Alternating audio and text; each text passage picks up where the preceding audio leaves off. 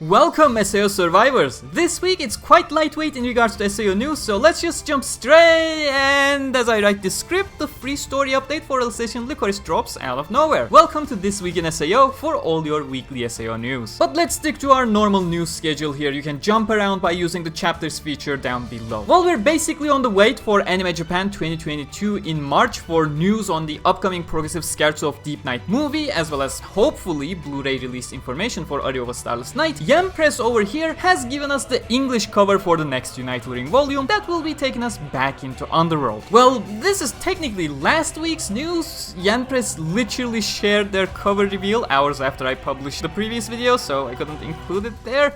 Maybe I should push these into a Saturday instead. But who could that mysterious gentleman who looks exactly like Eugeo be? For those curious, you may check other Unital Ring related content we got on the channel thanks to the Japanese releases. As covered in earlier weeks, Yamada Kotaro is back with the Phantom Bullet manga after finishing the Project Alicization manga adaptation. The fourth and final manga adaptation volume of Phantom Bullet arc is coming out on February 26th in Japan, and the cover art for it has also been revealed. In addition to the Gamer Store bonus for the manga, this week a Melon Books bonus as well as an Animate bonus announced, both featuring Sinon. It's really hard picking your store in Japan with all the stores having a different bonus. The VR event, SAO Art Online Ex-Chronicle, arrives with this year's global version. The exhibition will launch February 22nd, lasting until March 11th. The Town of Beginnings, the Skull Reaper fight, and the corridor exhibit leading to it is free for everyone to access, while the remaining galleries require an e-ticket purchase for entry. There will also be a Reona concert for you to enjoy in there. You don't need a VR headset to participate. You can pretty much join in on any kind of device you have with different control schemes. Please check the website for more details if interested. Alright, it's time. Earlier this morning, the free update version 2.10 for SAO Art Online Alicization Lycoris has dropped, featuring chapter 5 to 8 of Ancient Apostles with Asuna, Ronye, Leaf, and Lisbeth stories respectively. To commemorate the update, the special illustration featuring all the heroines has been released on the official Japanese website, and Bandai Namco EU has also made it available for free on their own website, although that one is region locked to the European regions. I currently have no information on Bandai Namco US, as they are still probably asleep by the time I'm recording this. It's not a jab, it's just how time zones work. Please stay tuned to their Twitter feed. With this update though,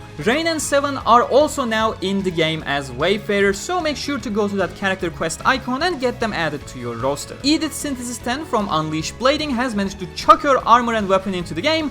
Well, she herself didn't arrive. You'll receive her items upon starting your save file. Keep in mind that her armor is gender locked, so you're not getting a free Integrity Knight armor for Kirito. But good news! There is an armor, Eugeo's actually. The Blue Rose King armor as well as Alice's dress from the Myosotis aka Blooming of Forget-Me-Not DLC have been added into the game. But no good news comes without a bad one, as these items are available as paid only. I won't go too in depth into it, but it just comes off terrible when you have items related to the paid DLC that people have paid for being now sold separately for additional money. I have no issues with original stuff being created to sell on store, but taking something that should have been a mission reward in the paid DLC and turning it into an additional purchase, that's just wrong. Just give us that as mission rewards and call it a day. Create something new to sell. I already lived through this back in Destiny when Shadowkeep first launched like 2 years ago, and I have to say I pretty much have no tolerance for this. There are of course more additions to the game with this update. Level cap is now 120, item enhancement goes up to plus 50, supreme raids added, and a whole lot more stuff. If you're interested in the full course, I will link the patch notes down below in the description with all the other links. On to the mobile games, the portion of this weekly news show that has the lowest interest, probably because there's rarely any noteworthy stuff. However,